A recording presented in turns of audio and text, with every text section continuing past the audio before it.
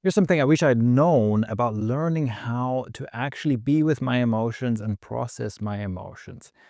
And it's all about how the strategy of avoiding pain backfires. So much of our behavior and so many of our coping strategies are oriented around this goal: avoid pain. And it's very reasonable. You learn that if you bring your finger too close to the flame, it hurts. You don't want to feel this pain, so you no longer try to touch the flame in the future. Unfortunately, when it comes to emotional pain, most of the behavior that I learned, and that I think many of us learn, to try and avoid emotional pain ends up backfiring. We use the same logic. Something happens, it feels bad, it feels emotionally painful.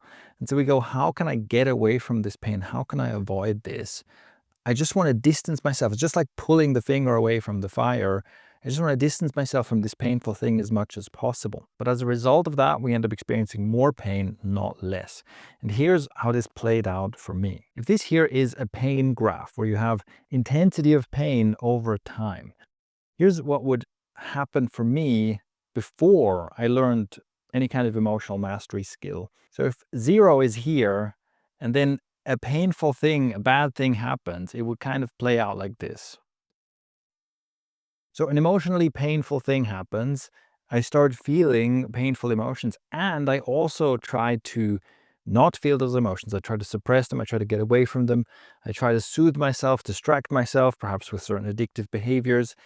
And what happens is that it creates a level of pain and tension that is running in the background and kind of keeps going over time. And there's a felt sense of pain and tension in my body that might still be around a day later, several days later, maybe even weeks later. And also, it starts flattening out over time, but it feels like many painful events, many emotionally difficult events would almost leave a background tension. It's like some of the tension of that I would just keep carrying with me, perhaps indefinitely. Here's how it plays out now. The same kind of thing. The felt sense is now. So we start at 0. Emotionally painful thing happens. I feel the pain, and I'm back at 0 before you know it. So just to be clear, this here would be 0. So my experience of the same emotionally difficult thing now is that I do indeed feel the intensity of the painful emotion, and I feel it much more than before. The amplitude is higher, but it lasts much less long, and it properly returns to 0. A specific and simple example of this is what we could call boys don't cry, where something happens, let's say loss happens. I lose someone or something important to me. And there's pain, there's grief associated with this. And if I believe that what's important is not to show weakness, not to show that I'm sad, not to cry, this kind of thing happens. The orange line happens.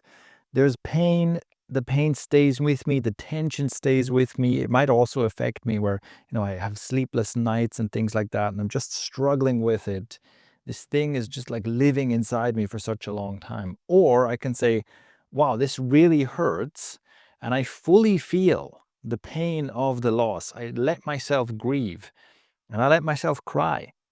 And what then happens is, so this is a way more intense experience that lasts not very long at all. And I have a restful night afterwards. The emotional charge easily dissipates, and I have a much better time for much longer.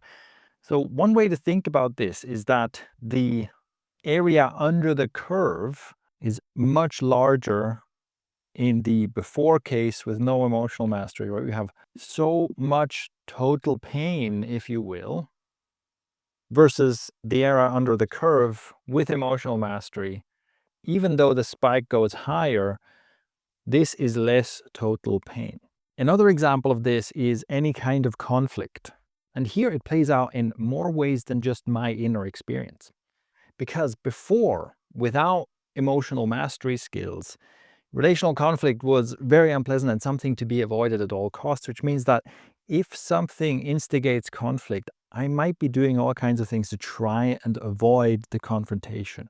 I want to get away from the conflict. Maybe I start distancing myself from that relationship. Maybe I also choose to tell lies. Like if something happens where I know, okay, this would upset my partner, let's say, and I just go, well, I have to make sure she never finds out. And so now I start lying, I start being deceitful, and that also creates tension and charge and feels unpleasant.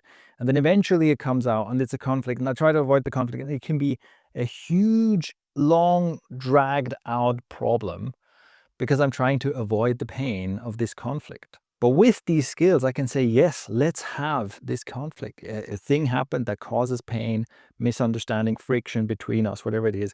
And I can be in that conflict. Yes, it's unpleasant, but I can be in it.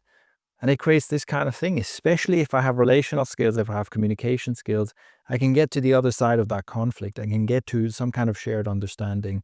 We can clear the emotional charge and we feel much better, much, much faster.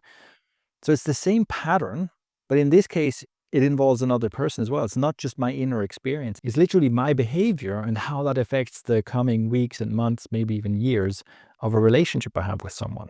So a trap that I think we fall into is that we look at the intensity of pain. We want to not feel the intensity of pain. And in avoiding this peak of intensity, we actually create more pain overall. This is the thing I wish I had known. I was so good at numbing myself. I was so good at suppressing the pain. I was so good at avoiding this. I was good at avoiding the intensity. And I didn't realize that I was actually creating more pain for myself. So in a way, you could say all it takes is looking at more than one dimension, right? I'm not just avoiding the pain intensity, I'm avoiding the total amount of pain. So that's where the area under the curve thing comes in. But actually, it's even crazier than that because pain is not the same as suffering. And what I have found is that strangely, the more I'm capable of and willing to feel the pain of something, the less I am suffering. One aspect of this is that previously there would be so much self-concern. The painful event that I'm trying to suppress and manage causes so much mental noise. It's all about me, me, me. So for example, while I'm trying to avoid the relational conflict, I'm also having all these stories in my mind about, oh, I made a mistake and I'm such a failure and this is terrible. Whatever happened is something I probably blame myself for, and I'm maybe regretting it and thinking, oh, I wish I had done something differently. And I'm maybe fantasizing about, oh, I hope she never finds out, or I'm catastrophizing, oh my God, when she finds out, it's going to be the worst, and so on and so forth, right? So much self-concern. And in general, what I found is this whole pain suppression and pain management thing just often comes with so much mental noise. It comes with mental anguish. Whereas when I'm open to just experiencing what's happening, it feels more like, okay, a painful thing is happening. I'm feeling the pain, I'm feeling these emotions. But it's just, it doesn't have this quality of it's all about me. It doesn't turn in on itself in the same way. This is why, for me, learning to ride the wave of emotions, learning to open up to emotions and allow them to be, learning different emotional mastery skills has been so, so valuable, both for just my solo experience and also and especially for how I can bring that into relationship and communication. So this is in a way the sales pitch. This is how I would explain to my former self why I should learn these skills and stop being the world champion of self-numbing. If you want to learn more about how to do this, many of my recent videos go into this. I'll link you to a longer video where I talk about what does it actually mean to process your emotions, like how to actually do this thing, because it's kind of an internal mental move to do. So I have a video about that that describes that in detail. I'll also link to my emotional charge videos that explain some of how I've started seeing human behavior in terms of emotional charges that build up and discharge that's needed and how to handle that. And I'll just link to all other relevant content I've made on this below. Also, one great way to learn how to do this and a prerequisite for this is to be totally honest. You have to be able to be totally honest with yourself, and you have to develop the skill of integrity. And I've made a little email course on that. You can sign up below and it will take you through a multi-day series of exercises for confronting the truth and building the skill of integrity. So all of that is below this video, and I'd love to know how this idea lands on you. Let me know by leaving a comment.